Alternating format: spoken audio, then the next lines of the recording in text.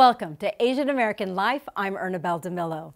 Did you know October is National Awareness Month? So we're focusing on mental health awareness. Plus, we're celebrating Filipino American History Month. And it's the countdown to the presidential election and the rise of Asian American voting power. Who's who in politics? Is binge watching Korean dramas good for your mental well-being? One therapist says yes. Living the Sweet Life. Meet a James Beard award-winning author who's revolutionizing Filipino-American desserts. The world expands with artist Jiro Takamatsu and cultivating change with Choy Commons. This and more on Asian American Life. We start the show with the election and the Asian American candidates who are on the ballot. I'm Kyung-Yoon. In this consequential election year, Asian American voters play a pivotal role in deciding the country's future, and the stakes couldn't be higher. And what you will also notice is that people start leaving his rallies early out of exhaustion and boredom. Vice President Kamala Harris was widely seen as the debate winner when she faced off last month with former President Donald Trump. Though it's not clear what impact her performance will ultimately have on Election Day, what is clear is that the first female Black and South Asian presidential candidate has charged up the Democratic base and galvanized untapped voters, including young people who may be influenced by Taylor Swift's endorsement of Harris following the debate. The energy across the country, not only among Asian Americans, but people of color, young people, women of color, it's surged. It's just next level engagement ever since Kamala Harris became the top of the ticket. Grace Choi is a community and political strategist who has worked on President Obama's presidential campaign and Stacey Abrams' Georgia gubernatorial campaign. She now heads a consulting firm that provides strategic advice and support for Asian American organizations and political candidates. Choi says it's not just the presidential race that is energizing Asian American voters, but an unprecedented number of AAPI congressional candidates running in this cycle. In the House of Representatives, the Republicans and Democrats only have 4 congressional seats that can either determine whether the Republicans control the House or the Democrats do. And this cycle, we have 6 Asian American congressional Democrats who are running, and they have won their primaries. And so Asian American congressional candidates can be also the deciding factor in who takes control of the House. So, super exciting. The 6 include Dave Min, a state senator in Los Angeles who is running in the 47th Congressional District race, Anish Shah, who is in the race to represent Arizona's 1st Congressional District, Lanon Beckham, a Laotian American who won the Democratic nomination in Iowa's 3rd U.S. House District, Derek Tran, who is running to be the first Vietnamese American to represent Little Saigon in California's Orange County, Evan Lowe in Northern California's Silicon Valley's 16th Congressional District race, and Suha Subramaniam, who is running in Virginia's 10th Congressional District. And Congressman Andy Kim is the favorite to fill the New Jersey Senate seat vacated by disgraced Senator Bob Menendez, who was convicted of corruption offenses in July. I think this year, because there's Kamala at the top of the ticket, and then we have congressional seats that are super important. And let's not forget the local races in State House, State Senate, and City Council races as well. It's just super exciting because there's infrastructure, which means that there's a volunteer base, there's a donor base that's also being built to invest in these candidates. The surge in Asian American candidates is energizing people in their own communities to come out and volunteer, donate, and vote, whether Democrat or Republican. Donald Trump's running mate, J.D. Vance, is married to Indian American Usha Vance, which has helped to energize South Asian Republicans. This base was already activated earlier in the 2024 presidential campaign by Republican primary challengers Nikki Haley and Vivek Ramaswamy, who are both Indian Americans. Choi says the rise in anti-Asian hate in recent years across the country has been a factor in motivating more Asian Americans to run for political office. That, I think, made the Asian American community realize we need to get civically engaged. We need to have our voices represented in the highest levels of political power. So I think that actually helped people who never thought about running for office to run for office. And Grace Choi says we are at an inflection point with all the progress made in building infrastructure for Asian Americans to be more civically engaged. There's still much more work that needs to be done. I'm Kyung Yoon for Asian American Life.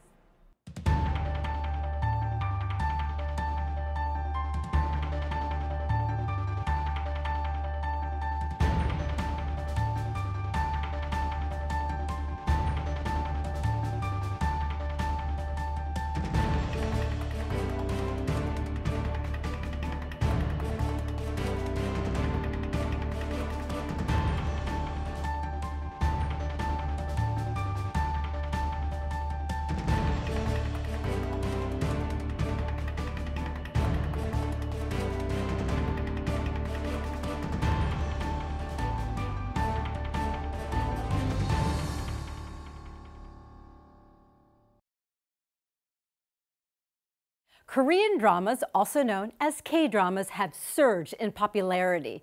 Many, like me, are addicted to the various themes from romantic comedies to historical dramas.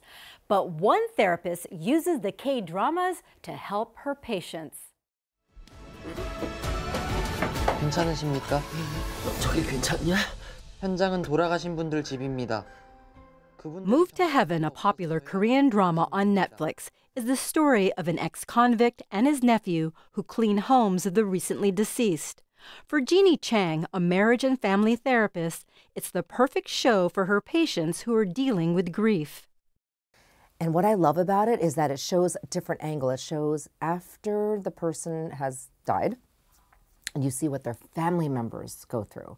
For Chang, K-dramas are more than entertainment. She uses the storylines as a tool to explain mental health and mental illness. I would say accidentally in the therapy session, I needed to bring something in to pivot the session. Therapy's not easy, and it was a difficult session between a parent and a child, and I thought, oh, let me just pivot the mood and let me shift the mood, and that's when I brought it in. But it was natural to bring it in because I was watching it myself. Many of the storylines center on family, friendship, and love. But many of the shows also tackle the stigma of classism, bullying, mental illness, and suicide. 죄송해요, 선생님. 아파서 그런 거지 죄를 지은 게 아니잖아. 정신병이라는 건 그런 겁니다. 언제, 어디서. Chang, a former TV journalist, grew up watching K-dramas. As a child of immigrants, the shows helped her cope with feelings of loneliness and isolation. Yes, we were one of few Korean families at my private school. I would say I really enjoyed private school education, but again, I was surrounded by highly educated folks that still didn't know that South Korea was a country, you know?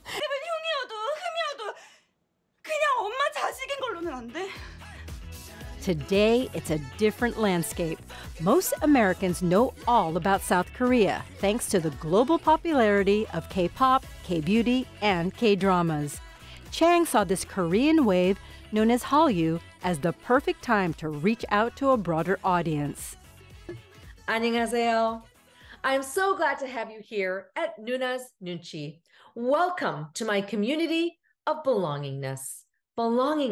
During the pandemic, she created the YouTube channel Nuna's Nunchi, which means big sister in Korean. Then came Instagram and TikTok. This is for the sake of maintaining healthy boundaries. Today, she's a TEDx speaker and tours the country to talk about the intersection of K-dramas and mental well-being. And now a book. K-dramas can transform your life, powerful lessons on belonging, healing, and mental health. I tell people, I'm not writing a book for you to watch more K-dramas. I would say, yes, that's how you want to take it, but I really wrote that book for you to understand what mental health looks like. Very common mental health conditions that we all struggle with on a day-to-day basis. It's just that I normalize it. 내 팔자를 내가 꼬았지? Joanna Pineda and Sung-Hee Lee host the popular podcast K-Drama Chat, where they analyze a popular K-drama every week. I was worried a little bit about my relationship with my son during the pandemic. It had been a difficult time, and I just felt really disconnected from him. And there were a couple of shows, in particular Hometown Cha-Cha-Cha, where it gave me language to be able to talk to him about what he was going through and what I was going through. 아니, 그 차 말고 차차차.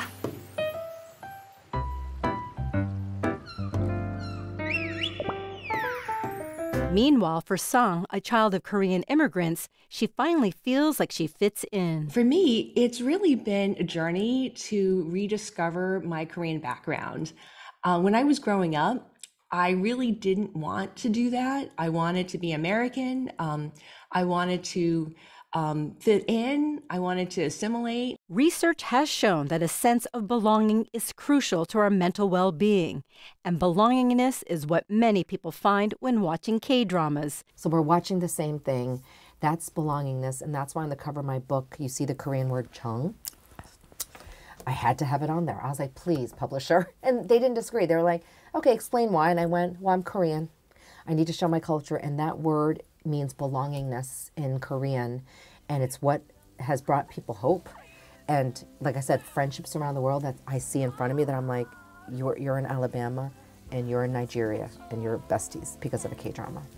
So a good K-drama may just be what the doctor ordered. I'm Ernabelle DeMillo for Asian American Life.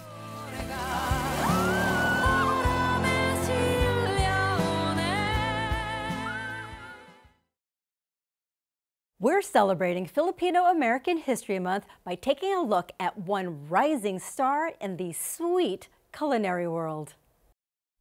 I'm Vivian Lee. Simple and accessible. Those are two words that are not normally associated with dessert making. But this Fiesta fruit salad is exactly the kind of no-fuss dessert that's the specialty of Abby Balingit, who wrote this cookbook, Mayumu.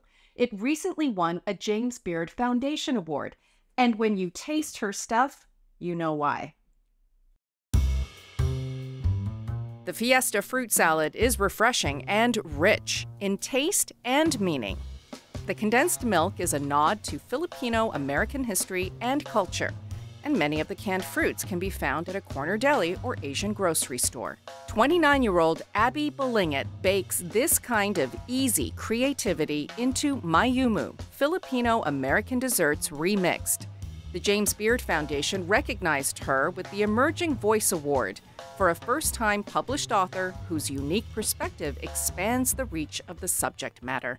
It's very much 75 recipes that encapsulate me, or in terms of like all the different fun flavor combinations I like to like put into my desserts. But at the same time, I think there's like a memoir aspect of, you know, I want to talk about my parents, I want to talk about my upbringing.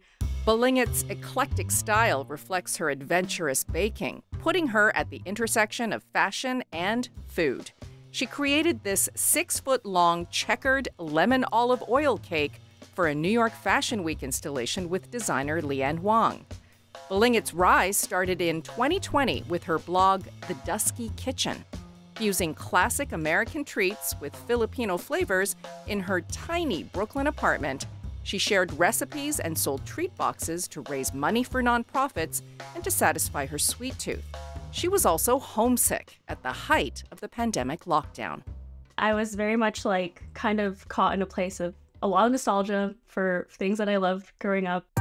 Her first recipe for the blog, ube crinkle cookies, spotlighting the sweet purple yam ube that Balingit calls a cornerstone of Filipino cooking. Her most popular recipe by far, adobo chocolate chip cookies.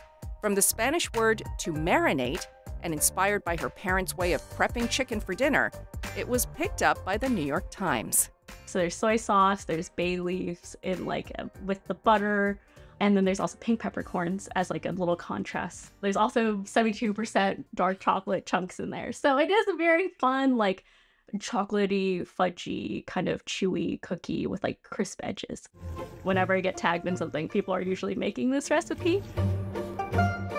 Several foodie publications and the LA Times named Mayumu a top cookbook of 2023. Then came the coveted James Beard Award. Not bad for a self-taught pastry chef who admits to a love-hate relationship with baking. Mayumu means sweet in Kapampangan, one of more than 100 languages of the Philippines, and her parents' native tongue. I think it's the persistence and patience of baking that really makes someone like a great baker. And I think my parents, at least like their influence on me is a lot of that kind of patience. My ethos is primarily because I grew up here in America. There's so much like Western influence, but also kind of like that diverse Bay Area, New York kind of intersection of different cultures that is incorporated into my cooking and my baking. Filipino-American chefs and cuisine are enjoying quite a moment. This year's James Beard winner for Best Chef in California is Filipino-American Lord Maynard Lira. The husband and wife team at the helm of Kasama, the first Filipino restaurant in the U.S. to earn a Michelin star, were recognized in 2020. And this year, Filipino-American Cristeta Comerford retired as executive chef of the White House kitchen, the first person of Asian descent to feed 5 presidents and their families in the White House. But as Abby Balingit told the crowd after accepting her James Beard medallion, in mainstream media, Filipino food has been anointed the next big thing for what feels like decades. I've seen how predominantly white institutions fail you in higher education, in the workplace, in the upper echelons of the food world. I'm here to say that Filipino food has been here for a long time and it's here to stay. For Asian American Life, I'm Vivian Lee.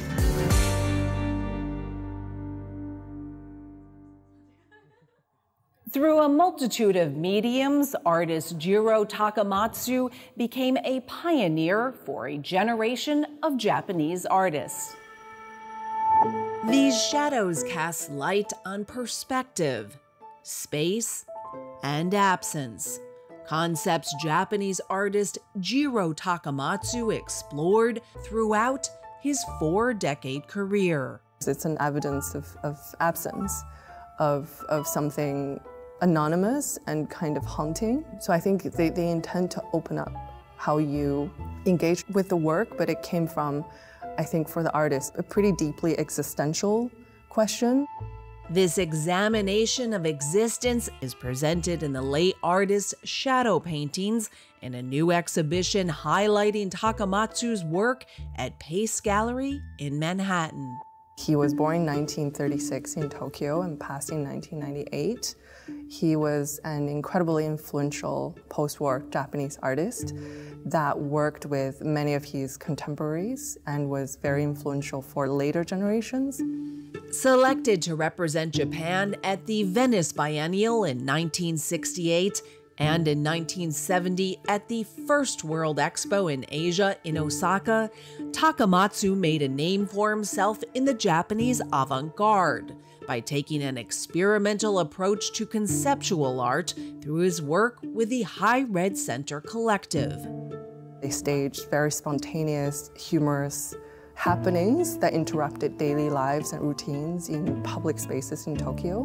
But I also think he created a sophisticated and visceral response to the sort of post-war era when Japan was both rebuilding and accelerating, and there was a sense of excitement but also ennui in the air. And many of his works captured that energy. While his experimental approach to making art garnered attention and praise, Takamatsu never limited his work to any specific medium, often mixing techniques as he did in his famous series of shadow paintings. They were also kind of a combined sculptural painting form where he would create three-dimensional element on top of canvas that then naturally will cast their own shadows. Takamatsu's works resonated with artists from other disciplines like internationally renowned designer Shiro Kuramada. He invited Takamatsu to apply his shadow paintings for one of his newer spaces called Supper Club Cazador. And it was a very simple design where he just created murals that are his shadow works. And Kuramata observed that when people walked into the supper club, they would assume the shadows were their own. And then, of course, they quickly realized those weren't moving or that those weren't theirs. And there was a almost immediate, but very subtle psychological impact where they start to search for their own shadows, as if, and I quote him, Kuramata, trying to prove that they existed. And I think there's a real power and poignancy in that kind of engagement. Although his artwork is lauded by scholars and curators across the globe, Takamatsu is not a household name. He's very dynamic and very prolific, but at the same time elusive almost. He doesn't have that many bodies of works or markers that are consistent in the superficial sense, where you can link just one thing or one element to him. And yet, there is a central theme to much of Takamatsu's art, which invites the viewer to consider their own reflection in time and space. A different way of looking at the world without adding necessarily to it, just perverting and challenging and opening up how we might think about something very basic or very elemental. Takamatsu's work will be on display for free at Pace Gallery till November 2nd. For Asian American Life, I'm Susan Jun. Bok choy, long beans, and bitter melon are just a few vegetables you may find in some Asian American households. Yet in the U.S., just about 1% of farmers are Asian American. Choy Commons, a collective of young Asian American farmers, are trying to change our agricultural landscape, digging into their cultural roots and transforming how the vegetables we eat get to the dinner table. Ginger is taking root in the heart of Hudson Valley, just a few hours north of New York City. This is one of the longest growing crops on the farm. We're just starting harvesting now at the end of September, and we'll harvest all of it before the frost. Kaija Xiao is the co-owner of this earthly endeavor. Gentle Time Farm is a queer and trans Asian land project and diversified vegetable farm. We grow on about 2 acres on Mohican land in Chatham, New York, upstate New York. And we grow a lot of East Asian vegetables for Asian diaspora in New York. Gentle Time Farm is one of a handful of Asian American farms in Hudson Valley that have formed Choy Commons. Together, the farmers collaborate and share resources to grow and distribute fresh, organic Asian vegetables. It's really important that Asian Americans and Asian people in general have stewardship over their own foods and are growing them ourselves for our own communities. And I think that's what food sovereignty means. It's like for us, by us. Through Choy Commons, more than half of Gentle Time's produce goes to food pantries and organizations in New York City like Asian Americans for Equality and Heart of Dinner. By weaving these networks of interdependence between our farms, between the food pantries that we sell to, the mutual aid projects we distribute to, the restaurants that support us and we support them,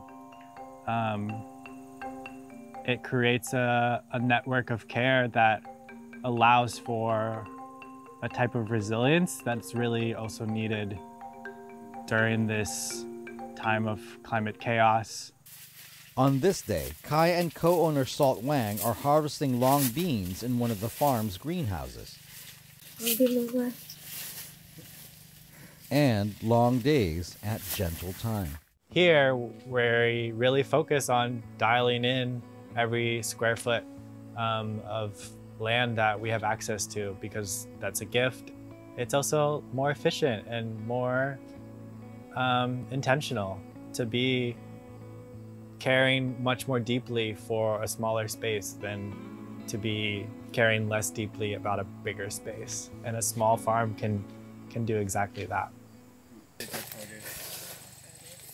You can say Kaija's journey into farming was sewn up in the air, 12 stories up to be exact, on a 1.5-acre rooftop farm in the Brooklyn Navy Yard. Kaija applied high-density farming techniques from the roof down to the ground. We've learned to use every square inch of this property, and we're able to maximize our yield and turn over beds multiple times a year. This 1.5-acre plot produces thousands of pounds of produce a week and distributed through Choy Commons. We grow things like loofah and bitter melon, which are pretty much impossible to find in any grocery store locally around here. And this type of spinach is something I'm familiar with. This is a vegetable that fed generations of my family in the Philippines. This grew in our backyard and literally fed them through World War II.